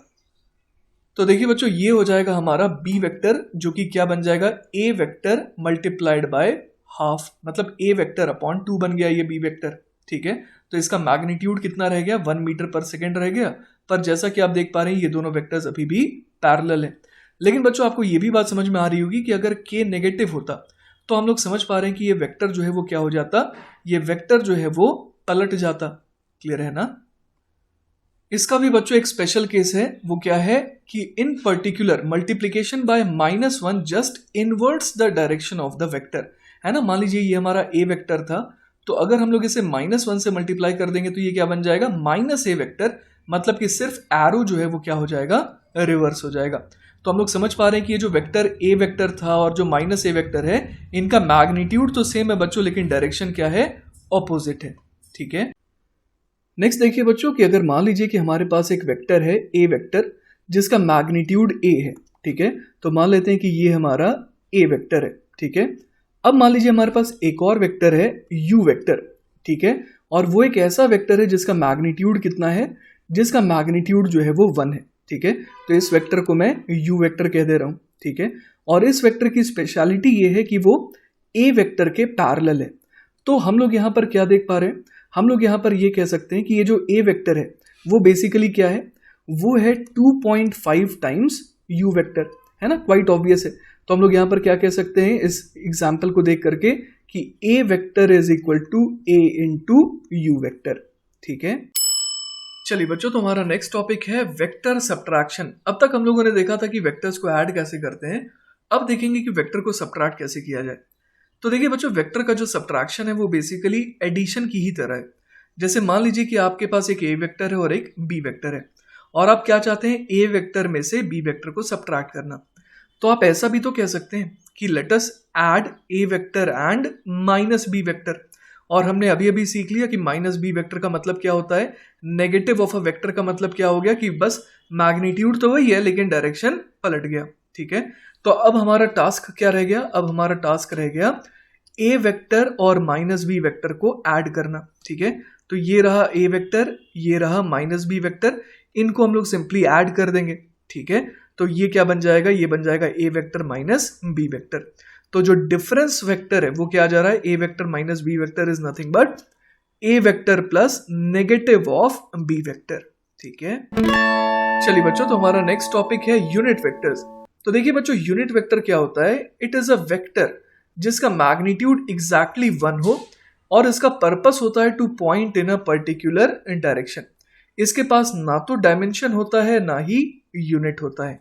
ठीक है, इसका सिर्फ और सिर्फ जो पर्पस है वो क्या है, to point, that is to specify a direction. ठीक है, अब देखिए बच्चों, हर डायरेक्शन में यूनिट वेक्टर क्रिएट किया जा सकता है क्योंकि हर एक डायरेक्शन को पॉइंट करने के लिए कोई ना कोई यूनिट वेक्टर तो चाहिए। लेकिन बच्चों, हम लोग एक्स, वाई और जेड, है ना, इस एक्सिस के अलोंग हम लोग यूनिट वेक्टर का प्री डिफाइंड नाम रखते हैं। जैसे एक्स वाले के लिए आई कैप, वाई वाले के लिए जे कैप, के जेड वाले के लिए के कैप। ठीक है, तो वही यहाँ लिखा है कि the unit vectors in the positive directions of the X, Y and Z axis are labelled I cap. तो बेसिकली यहाँ पर आई के ऊपर वेक्टर का साइन नहीं है, आई के ऊपर किसका साइन है, आई के ऊपर इस तरीके से हैट या फिर कैप लगा हुआ है। ठीक है, तो इसे आई कैप प्रोनाउंस करते हैं। Are labelled I cap, J cap and K cap where the hat is used instead of an overhead arrow as for other vectors. Clear है ये बात? तो अब देखिए बच्चों, इसका फायदा क्या हुआ? इसका फायदा ये हुआ, जैसे कि मान लीजिए कि आपको ये समझ में आ गया कि एक्स एक्सिस की तरफ पॉइंट करने वाला यूनिट वेक्टर अगर आई कैप है, तो अब अगर कोई इंसान है ना 10 मीटर पर सेकंड से भाग रहा है एक्स एक्सिस के लॉन्ग, तो आप उसकी वेलोसिटी क्या लिख सकते हैं? मैग्नीट्यूड तो हो जाएगा 10 मीटर पर सेकंड, है ना, यूनिट के साथ मैंने लिख दिया। और डायरेक्शन के लिए आप सिंपली क्या लगा देंगे? आई कैप लगा देंगे। तो ये वेलोसिटी वेक्टर कंप्लीट हो गया। क्लियर है ये बात? इसी तरीके से मान लीजिए कोई बॉडी है जिसके ऊपर फोर्स लग रहा है 10 न्यूटन का एक्स एक्सिस के लॉन्ग, तो आप क्या बोल देंगे? 10 न्यूटन आई कैप, ये फोर्स हो गया। तो यूनिट वेक्टर जो है वो बड़े काम की चीज है, वो किसी के साथ भी अटैच हो जाता है, ठीक है, और उसे वेक्टर बना देता है, ठीक है। अब देखिए बच्चों, यहां पर हमारे को अरेंजमेंट ऑफ एक्सिस दे रखा है ना, ये कहलाता है राइट हैंडेड कोऑर्डिनेट सिस्टम, ठीक है। The system remains right handed if it is rotated, है ना, if it is rotated rigidly. इसका मतलब अगर आपने इस पूरे को रिजिड मानते हुए घुमा भी दिया तो भी कोई दिक्कत वाली बात नहीं, वो राइट हैंडेड कोऑर्डिनेट सिस्टम ही कहलाएगा। तो यहां पर देखिए बच्चों, मैंने इस अरेंजमेंट को 90 डिग्री से क्या करा? रोटेट कर दिया। तो अब जे कैप जो है ना, वो राइट की तरफ आ गया, आई कैप जो है वो डाउनवर्ड डायरेक्शन में आ गया, और के कैप तो एज इट इज है। तो ये भी अभी भी क्या कहलाएगा? राइट हैंडेड कोऑर्डिनेट सिस्टम, ठीक है। चलिए बच्चों, तो नेक्स्ट सवाल देखते हैं। अगला सवाल है, two vectors of equal magnitude 5 unit have an angle 60 degree between them. Find the magnitude of, first part is the sum of the vectors and second part is the difference of the vectors. तो देखिए बच्चों, अगर हम लोग पहले part की तरफ बढ़ें तो हम लोग यहां पर क्या देख पा रहे हैं कि ए वेक्टर और बी वेक्टर दोनों का मैग्नीट्यूड जो है वो 5 यूनिट है, क्लियर है, और दोनों के बीच में एंगल जो है वो 60 डिग्री है। तो ये एक्सपेक्टेड है कि जो रिजल्टेंट है ना, वो एंगुलर बाइसेक्टर के अलॉन्ग आएगा, मतलब कि दोनों ही वेक्टर से वो 30 डिग्री बना रहा होगा, क्लियर है। और इसका जो मैग्नीट्यूड आएगा वो हम लोग कितना कह सकते हैं? मतलब कि जो ए वेक्टर है प्लस बी वेक्टर है, इसका जो रिजल्टेंट है, इसका मैग्नीट्यूड कितना आ जाएगा? अंडर द रूट ऑफ, यहां पर हम लोग लिखेंगे 5 का स्क्वायर प्लस 5 का square plus 2 into 5 into 5 into cos of angle between them, that is cos of 60 degree, clear है। तो ये कितना आ जा रहा है? तो देखिए under root of 25 plus 25 plus ये कितना आ जाएगा? ये भी देखिए 25 आ जाएगा, क्योंकि कॉस 60 तो हाफ होता है। तो यहां पर हम लोग देख पा रहे हैं कि ये कितना आ जा रहा है? Under root of 25 into 3 that is 75। तो ये बन जाएगा 5√3 यूनिट्स के बराबर, क्लियर है ये बात? तो ये हमारे पहले पार्ट का जवाब आ गया, ठीक है। अब बच्चों, अगर हम लोग सेकेंड पार्ट में आ जाएंगे तो हम लोग देख पा रहे हैं कि इस बार हमें ए वेक्टर माइनस बी वेक्टर करना है, क्लियर है। तो हम लोगों ने अभी भी सीखा था कि A vector minus B vector is same as A vector plus negative of B vector. तो यहां पर नेगेटिव ऑफ बी वेक्टर के लिए हमने क्या कर दिया? बी वेक्टर को पलट दिया, ठीक है। तो हम लोग यहां पर देख पा रहे हैं कि हमारे को मिल गया ए वेक्टर तो एज इट इज है, और माइनस बी वेक्टर यहां पर आ गया। तो अब हमें ए वेक्टर और माइनस बी वेक्टर को सिंपली क्या करना है? ऐड करना है, क्लियर है ये बात? तो हम लोग यहां पर क्या कह सकते हैं? A vector plus minus of B vector, ये बेसिकली कितना आ जाएगा?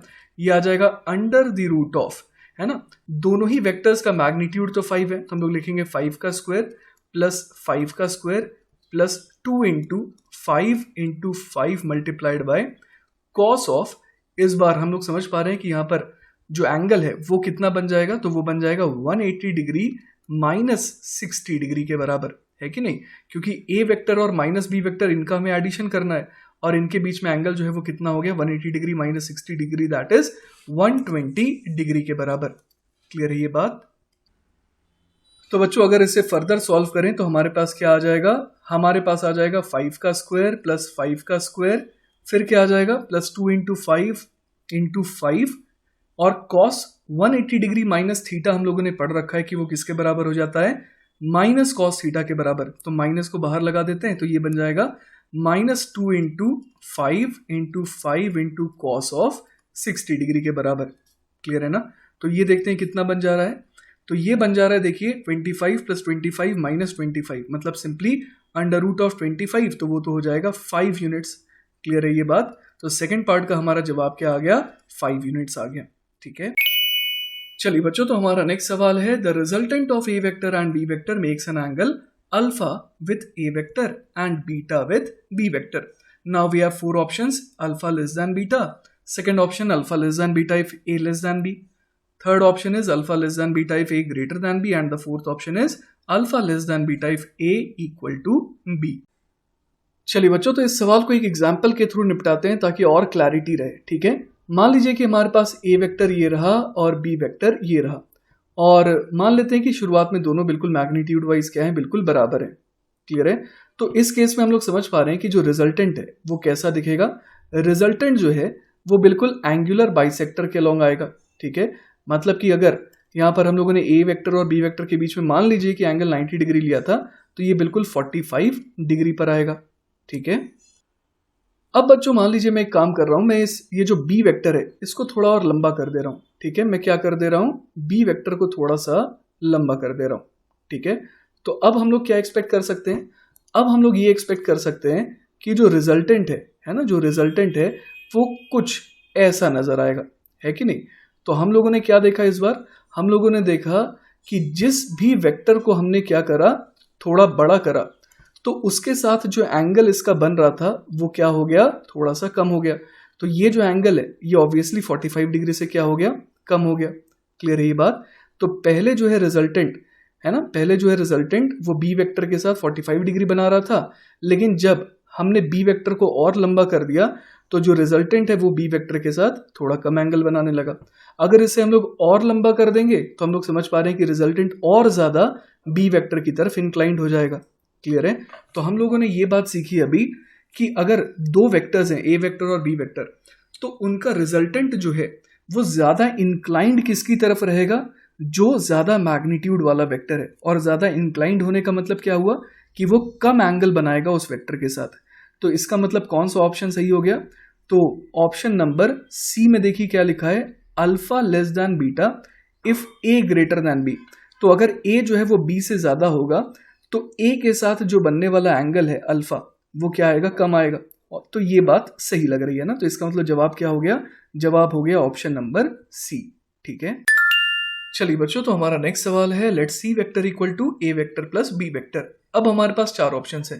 पहला ऑप्शन है magnitude of C vector is always greater than magnitude of A vector. It is possible to have magnitude of C vector less than magnitude of A vector and magnitude of c vector less than magnitude of b vector. Third option is c is always equal to a plus b, and the fourth option is c is never equal to a plus b. तो देखिए बच्चों, यहां पर हम लोग इस सवाल को सॉल्व करने के लिए कॉन्ट्राडिक्शन का मेथड यूज करेंगे. मतलब कि अगर कोई भी एक ऐसा एग्जांपल हमने ढूंढ निकाला जिससे ये ऑप्शन, कोई सा भी ऑप्शन कॉन्ट्राडिक्ट हो जाए, तो वो ऑप्शन गलत साबित हो जाएगा. ठीक है, तो जैसे कि यहां पर c वेक्टर बराबर a vector plus b vector दे रखा है. अब पहला ऑप्शन क्या दे रखा है कि मैग्नीट्यूड ऑफ सी वेक्टर वो हमेशा क्या रहेगा, ए वेक्टर के मैग्नीट्यूड से ज्यादा रहेगा. तो तुरंत मुझे एक आइडिया क्लिक किया, आइए मैं आपसे शेयर करता हूं. तो देखिए बच्चों, अगर मान लीजिए कि ए वेक्टर जो है वो एक्स एक्सिस के लॉन्ग 3 मैग्नीट्यूड का है और जो बी वेक्टर है वो नेगेटिव एक्स एक्सिस के लॉन्ग 4 मैग्नीट्यूड का है, तो हम लोग समझ पा रहे हैं कि इनका जो रिजल्टेंट आएगा वो कैसा आएगा, वो यूनिट मैग्नीट्यूड का आएगा और वो लेफ्ट की तरफ आएगा, है ना. आइए मैं वो वेक्टर यहां पर बना करके शो कर देता हूं ना. तो ये जो है ये हमारा सी वेक्टर हो जाएगा. ठीक है, जिसका मैग्नीट्यूड कितना हो जाएगा, सिर्फ और सिर्फ 1 हो जाएगा. क्लियर है? तो हम लोग यहां पर देख पा रहे हैं कि पहला ऑप्शन जो कह रहा था कि मैग्नीट्यूड ऑफ सी वेक्टर वो हमेशा ए वेक्टर के मैग्नीट्यूड से ज्यादा आएगा, तो ये तो ऑब्वियसली इस एग्जाम्पल के थ्रू हम लोगों ने गलत साबित कर दिया. तो ऑप्शन नंबर ए जो है वो तो पक्का गलत है. It is possible to have mod of c vector less than mod of a vector and mod of c vector less than mod of b vector. तो देखिए इसी एग्जांपल के थ्रू ये भी हम लोग हासिल कर पा रहे हैं कि जैसे mod of c vector तो 1 है, तो 1 जो है वो 4 से भी छोटा है और 3 से भी छोटा है, तो ये तो सही है. c is always equal to a plus b. a और b, यहाँ पर a का मतलब हो गया मैग्नीट्यूड ऑफ a वेक्टर. ठीक है, a लिखने का मतलब क्या हो गया, mod of a वेक्टर. तो यहां पर c जो है क्या वो हमेशा a प्लस बी के बराबर आ रहा है, नहीं. इस एग्जाम्पल में c जो है वो 7 तो नहीं आ रहा है. क्लियर है ये बात, तो ये भी गलत हो गया. c is never equal to a plus B, नहीं, ऐसा भी नहीं है. अगर मान लीजिए b वेक्टर जो है वो a वेक्टर के पैरेलल होता तो ऐसा हो गया होता. तो इसका मतलब ये ऑप्शन भी गलत है. तो हमारा जवाब हो जाएगा सिर्फ और सिर्फ ऑप्शन नंबर बी. ठीक है, चलिए बच्चों, तो हमारा नेक्स्ट टॉपिक है जीरो वेक्टर। तो देखिए बच्चों, क्या होता है, मान लीजिए मेरे पास एक वेक्टर है ए वेक्टर और एक और वेक्टर है माइनस ए वेक्टर। मान लीजिए कि मैं इन दोनों वेक्टर्स को ऐड कर रहा हूं, तो ये ऑब्वियस है कि इसका रिजल्टेंट जीरो आएगा। लेकिन दो वेक्टर्स को ऐड करने पर, है ना, हमारे को स्केलर तो नहीं बल्कि एक वेक्टर मिलना चाहिए, राइट। तो इसी वजह से हम लोग क्या करते हैं, we introduce a vector called zero vector. हम लोग ये कह देंगे कि A vector plus minus A vector is equal to zero vector, जिसको कुछ इस तरीके से डिनोट किया जाता है, ठीक है। तो वही यहां लिखा है कि for mathematical consistency it is convenient to have a vector of zero magnitude although it has a little significance in physics, है ना। The direction of a zero vector is indeterminate, ठीक है। अब जीरो वेक्टर का डिनोशन ये रहा, clear है ये बात। तो ए वेक्टर में अगर हम लोग जीरो वेक्टर ऐड करेंगे तो ए वेक्टर ही रह जाएगा, और अगर फॉर एनी नंबर लैम्डा, अगर हम लोग लैम्डा को जीरो वेक्टर से मल्टीप्लाई करेंगे तो रिजल्ट भी जीरो वेक्टर ही आएगा, ठीक है। चलिए बच्चों, तो हमारा नेक्स्ट टॉपिक है लॉज, है ना। हम लोग कुछ लॉज अब पढ़ने वाले हैं वेक्टर के।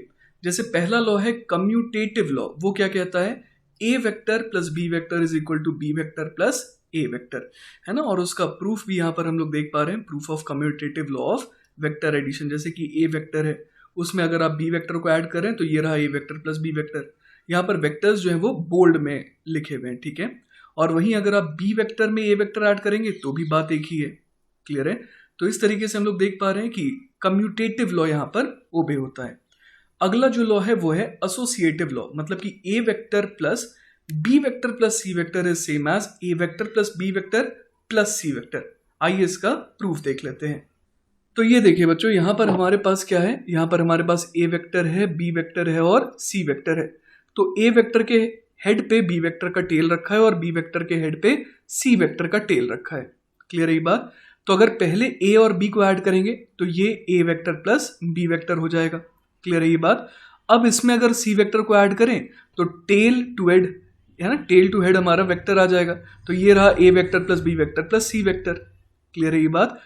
इसके अलावा अगर आप एक और काम कर सकते हैं, वो क्या है कि अगर आप ए वेक्टर में क्या ऐड कर दें, बी और सी का रिजल्टेंट। आइए देखते हैं कैसे। तो बच्चों यहां पर हम लोग बी वेक्टर और सी वेक्टर को पहले ऐड कर देते हैं। तो देखिए बी वेक्टर के हेड पे सी वेक्टर का टेल रखा है, तो रिजल्टेंट ये रहा B vector plus C vector.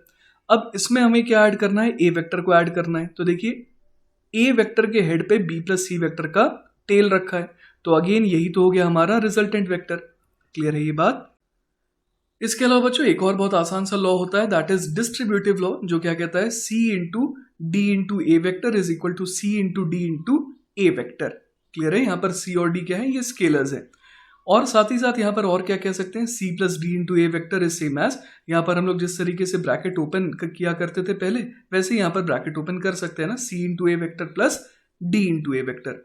उसी तरीके से C times A vector plus B vector will become C into A vector plus C into B vector, ठीक है ना। चलिए बच्चों, तो हमारा नेक्स्ट टॉपिक है कंडीशन फॉर जीरो रिजल्टेंट। तो अगर पहला केस हम लोग लें जिसमें हम लोग दो वेक्टर के इस्तेमाल से जीरो वेक्टर हासिल करना चाहते हैं, तो इट इज क्वाइट ऑब्वियस कि अगर हम लोग एक वेक्टर ले रहे हैं ए वेक्टर, तो हमें दूसरा वेक्टर कैसा लेना होगा, माइनस ए वेक्टर, तभी इन दोनों का रिजल्टेंट क्या आएगा, जीरो आएगा, ठीक है ना। चलिए बच्चों, तो सेकंड केस है कि थ्री वेक्टर्स को मिला करके हमारे को जीरो रिजल्टेंट हासिल करना है, ठीक है। तो उस केस में सोचते हैं कि क्या कंडीशन होनी चाहिए उन तीनों वेक्टर्स पे, ठीक है। तो देखिए बच्चों, यहां पर मैंने क्या करा है, ए वेक्टर के हेड पे बी वेक्टर के टेल को रखा, बी वेक्टर के हेड पे सी वेक्टर के टेल को रखा, है ना। और अगर मैं इस तरीके से हासिल कर पा रहा हूं कि एक ट्रायंगल बन जाए, तो मैं श्योर हो जाऊंगा कि इनका रिजल्टेंट जो है वो जीरो वेक्टर आएगा। ऐसा क्यों, आइए देखते हैं। तो देखिए बच्चों, यहां पर पहले अगर ए वेक्टर में अगर आप बी वेक्टर को ऐड करेंगे तो आप समझ पा रहे हैं कि जो रिजल्टेंट है वो कैसा आएगा, जो रिजल्टेंट है वो कुछ ऐसा आएगा, क्लियर है ये बात। ये ए वेक्टर प्लस बी वेक्टर मैंने बनाया, ठीक है। अब मैं ए वेक्टर और बी वेक्टर को मिटा सकता हूं क्योंकि उसका रिप्लेसमेंट मुझे मिल गया है। लेकिन अब आप देखिए कि यहां पर मैंने क्या बनाया था, ए वेक्टर प्लस बी वेक्टर, ठीक है। और इसका जो एरो है ये कुछ ऐसा है, और यहां पर ऑलरेडी एक सी वेक्टर है जिसका एरो कुछ ऐसा है, ठीक है। और मैग्नीट्यूड वाइज हम लोग देख पा रहे हैं कि दोनों सेम है। तो ऑब्वियस है ना कि इन दोनों को अगर हम लोग ऐड करेंगे, मतलब A vector plus B vector plus C vector अगर हम लोग करेंगे, तो रिजल्टेंट क्या आना है, जीरो वेक्टर ही आना है। तो हम लोग समझ पा रहे हैं कि अगर 3 वेक्टर्स का रिजल्टेंट 0 आ रहा है, इसका मतलब उनको इस तरीके से अरेंज करने पर एक ट्रायंगल फॉर्म होना ही पड़ेगा। ठीक है, इसके अलावा बच्चों मान लेते हैं कि ये A वेक्टर है, ये B वेक्टर है, ये C वेक्टर है। हमने साइक्लिक तरीके से साइक्लिक तरीके से इनको जो है अरेंज कर दिया और यहाँ पर ट्राइंगल बन रहा है। ठीक है, तो ऑब्वियस है कि 0 रिजल्टेंट आएगा। लेकिन यहाँ पर ये भी देखिए कि एक ट्रायंगल जो है ना, वो हमेशा एक प्लेन में आता है ना। ये जो ट्राइंगल है वो किसी ना किसी प्लेन में होगा, और अगर ये पूरा का पूरा ट्राइंगल है ना किसी प्लेन में, इसका मतलब क्या हो गया कि A वेक्टर, B वेक्टर और C वेक्टर ये तीनों ही क्या है, कोप्लेनर्स है ना, कोप्लेनर वेक्टर्स है। तो एक मिनिमम रिक्वायरमेंट जो है वो क्या है कि एटलीस्ट A, B और C को कोप्लेनर तो होना ही पड़ेगा, ताकि हम लोग ट्राइंगल फॉर्म करने का सोच सकें। ठीक है, तो the minimum requirement for 3 vectors to form 0 resultant is कि at least they should be coplanar, और उसके बाद उन्हें इस तरीके से एक ट्राइंगल है ना कंप्लीट करना होगा। अगर ट्राइंगल कंप्लीट नहीं हो रहा है तो इसका मतलब इनका रिजल्टेंट 0 नहीं आ रहा है। ठीक है, तो बच्चों इसी से एसोसिएटेड एक थ्योरम है जो कि कहलाता है लैमीज थ्योरम, और वो क्या कहता है आइए देखते हैं। It states that if 3 forces acting at a point are in equilibrium, मतलब कि 0 रिजल्टेंट आ रहा है ना, अगर 3 वेक्टर्स का रिजल्टेंट 0 आ रहा है, then each force is proportional to the sine of the angle between the other 2 forces। मतलब कहने का मतलब ये हो गया कि मान लीजिए ये A वेक्टर है, ये B वेक्टर है और ये C वेक्टर है। ठीक है, अब यहाँ पर हम लोग देख पा रहे हैं कि B और C के बीच में एंगल यहाँ पर अल्फा है, A और B के बीच में एंगल गामा है, और A और C के बीच में एंगल बीटा है। तो यहाँ पर हम लोग क्या कह सकते हैं, A upon sine alpha is equal to B upon sine beta is equal to C upon sine gamma होता है। क्लियर है, लेकिन ये कब वैलिड है, ये तभी वैलिड है if A vector plus B vector plus C vector is equal to 0 vector, तभी लैमीज थ्योरम वैलिड है। ऑलराइट, तो बच्चों लैमीज थ्योरम को प्रूव करना बहुत मुश्किल नहीं है। यहां पर देखिए मैंने क्या करा, इन A, B और C वेक्टर्स को साइक्लिक ऑर्डर में मैंने अरेंज कर दिया ना। यहाँ पर ये देखिए ये C वेक्टर है ना, इसकी एरो को देख करके मैंने यहाँ पर C वेक्टर बना दिया। मुझे ये पता है कि अगर ये तीनों का रिजल्टेंट 0 है तो मतलब ये एक ट्राइंगल फॉर्म कर पा रहे होंगे। क्लियर है, अब देखिए हमारे को क्या दे रखा था, C वेक्टर और B वेक्टर के बीच में एंगल अल्फा दे रखा था। इसका मतलब क्या हो गया कि ये वाला जो एंगल है वो अल्फा है। ठीक है, उसी तरीके से बच्चों हमारे को और क्या दे रखा था कि A वेक्टर और B वेक्टर के बीच का एंगल जो है वो कितना था, A और B के बीच का एंगल गामा था। ठीक है, मतलब ये जो एंगल है वो गामा है। ऑलराइट, और उसी तरीके से C वेक्टर और A वेक्टर के बीच का एंगल बीटा था, मतलब कि अगर मैं इसे एक्सटेंड करूं तो ये वाला एंगल हो जाएगा बीटा। ठीक है, तो मतलब ये जो अंदर के एंगल्स हैं है ना, ये कितने हो गए, तो ये हो गया पाई माइनस बीटा। ठीक है, ये कितना हो जाएगा, पाई माइनस गामा, और ये कितना हो जाएगा, पाई माइनस अल्फा के बराबर।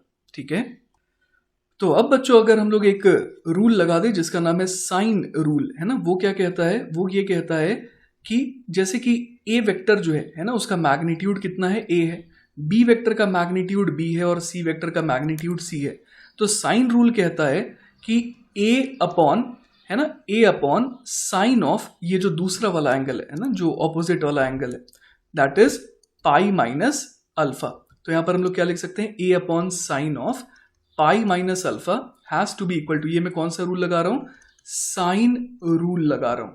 ठीक है, ये आप मैथमेटिक्स में पढ़ेंगे आगे आने वाले दिनों में। ठीक है, तो साइन रूल कहता है कि A upon sine of pi minus alpha will be equal to किसके आ जाएगा, तो ये आ जाएगा B अपॉन, अब इसके ऑपोजिट एंगल कौन सा है, तो पाई माइनस बीटा है, तो यहां लिख देंगे sine of pi minus beta, और ये किसके बराबर आ जाएगा, तो ये बराबर आ जाएगा C अपॉन इसी तरीके से sine of pi minus gamma के। अब हमने ये पढ़ रखा है कि sine of theta is same as sine of pi minus theta, तो यहां से स्ट्रेट अवे हमारे पास क्या आ गया कि A upon sine alpha is equal to B upon sine of beta is equal to C upon sine of gamma. ठीक है, तो इस तरीके से हमने क्या प्रूव कर दिया, हमने लैमीज थ्योरम को प्रूव कर दिया। ठीक है, चलिए बच्चों, तो अब हम लोग बात करने वाले हैं कंडीशन फॉर 0 रिजल्टेंट की फॉर मोर देन 3 वेक्टर्स। ठीक है, तो अगर हम लोग 4 या फिर 4 से ज्यादा वेक्टर्स के समेशन की बात करें और हम लोग ये चाह रहे हैं कि उनका रिजल्टेंट 0 आए, तो इस बार वो नॉन कोप्लेनर भी होंगे तो भी कोई दिक्कत नहीं है। क्लियर है? इस बार जरूरी नहीं कि सारे के सारे सेम प्लेन में लाई कर रहे हो, अभी बहुत जल्दी हम लोग वो चीज देखने वाले हैं। ठीक है, अगर मान लीजिए F1 vector, F2 vector, F3 vector till Fn vector है ना, इनका समेशन जो है हम लोग क्या चाहते हैं, इनका समेशन जो है वो क्या आ जाए, 0 आ जाए। तो हम लोग यहां पर क्या कर सकते हैं ग्राफिकली, अगर इनको हम लोग फिर से साइक्लिक ऑर्डर में कनेक्ट करें, ठीक है, तो इन्हें बनाना पड़ेगा पॉलीगन, एक क्लोज्ड पॉलीगन इन्हें बनाना पड़ेगा। और इसी वजह से ये जो लॉ है ये कहलाता है पॉलीगन लॉ। क्लियर है ये बात? तो पॉलीगन लॉ क्या कहता है कि अगर हमारे पास 4 या उससे ज्यादा वेक्टर्स हैं और उनको अगर हम लोग साइक्लिक ऑर्डर में, मतलब कि एक के हेड पे दूसरे का टेल है ना, उसके हेड पे अगले का टेल, इस तरीके से अगर हम लोग कनेक्ट कर रहे हैं, तो अगर हमारे पास एक क्लोज्ड पॉलीगन बन रहा है, जैसे कि ये रहा है ना, जैसे कि ये रहा, इसमें भी दोनों ही केसेस में हम लोग देख पा रहे हैं कि एक क्लोज्ड पॉलीगन बन रहा है ना। इस केस में भी देखिए हम लोग क्या देख पा रहे हैं, ये रहा, अगला ये और ये, है ना। तो इन चारों को मिला करके भी हम लोग क्या देख पा रहे हैं कि क्या बन जा रहा है, क्लोज्ड पॉलीगन बन जा रहा है। तो ऐसे केस में हम लोग स्ट्रेट अवे क्या कह देंगे कि इनका जो रिजल्टेंट है वो डेफिनेटली 0 आएगा।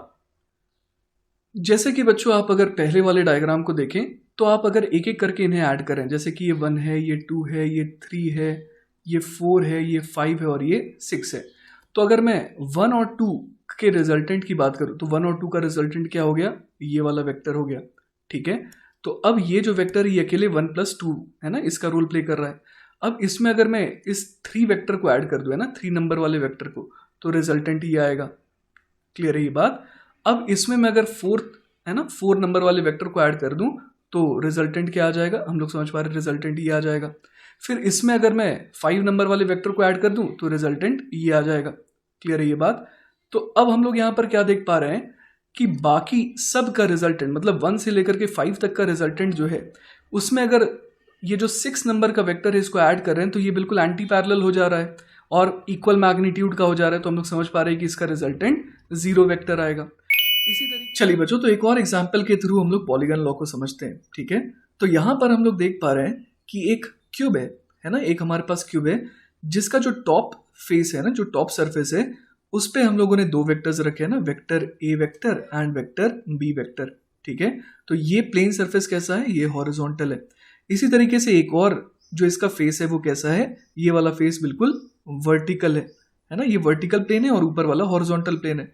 यहां पर हमने क्या रखा, यहां पर हमने सी वेक्टर रखा और यहां पर हमने डी वेक्टर रखा है। तो अब यहां पर हम लोग देख पा रहे हैं कि अगेन ये क्लोज पॉलीगन फॉर्म कर रहा है, लेकिन ये पॉलीगन जो है एक प्लेन में नहीं कहा जा सकता है ना। इसमें हम लोग देख पा रहे हैं कुछ पोर्शन हॉरिजॉन्टल प्लेन में, कुछ पोर्शन वर्टिकल प्लेन में है। क्लियर है ये बात? तो अब देखिए बच्चों, हमें ये प्रूव करना है कि A vector plus B vector plus C vector plus D vector has to be equal to 0 vector. तो देखिए बच्चों, इसे प्रूव करना बहुत मुश्किल नहीं है। सबसे पहले हम लोग क्या करेंगे, हम लोग ए वेक्टर प्लस बी वेक्टर करके देखते हैं। ठीक है, तो अगर ए वेक्टर में मैं बी वेक्टर को ऐड कर रहा हूं, क्लियर है ये बात, तो हम लोग कैसे यहां पर देख पाएंगे कि क्या रिजल्ट आ रहा है। तो हमारे को ए वेक्टर के टेल से बी वेक्टर की हेड की तरफ एक वेक्टर बनाना होगा। तो ये जो वेक्टर हमारे पास आया ये क्या है, ये ए वेक्टर प्लस बी वेक्टर है ना। तो अब हम लोग ए वेक्टर और बी वेक्टर को मिटा सकते हैं क्योंकि उसका जो रिप्लेसमेंट है वो हमारे पास आ गया है ना, ये रहा A vector plus B vector. Clear है ये बात? तो अब हम लोग देख पा रहे हैं यहां पर कि हमारे को क्या मिल गया, हमारे को मिल गया A vector plus B vector. अब उसके हेड पे सी वेक्टर का टेल रखा है। ठीक है, तो हम लोग यहां पर क्या कर सकते हैं, A vector plus B vector में सी वेक्टर को ऐड कर सकते हैं। ठीक है, तो अगर हम लोग इसमें सी वेक्टर को ऐड करेंगे तो हम लोग क्या एक्सपेक्ट कर रहे हैं, आइए देखते हैं। तो देखिए बच्चों, अगर मैं टेल टू हेड है ना, टेल टू हेड फैशन में अगर एक वेक्टर बनाऊं तो वो देखिए कैसा दिखेगा।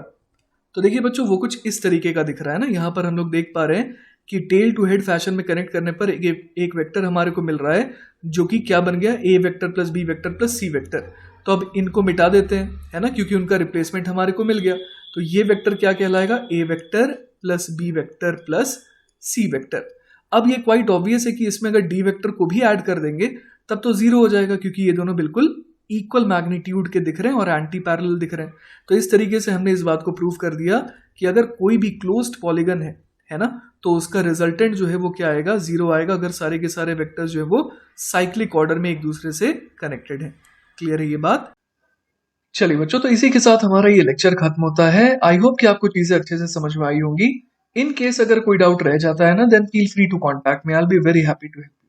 टेक केयर बच्चों, बाय बाय।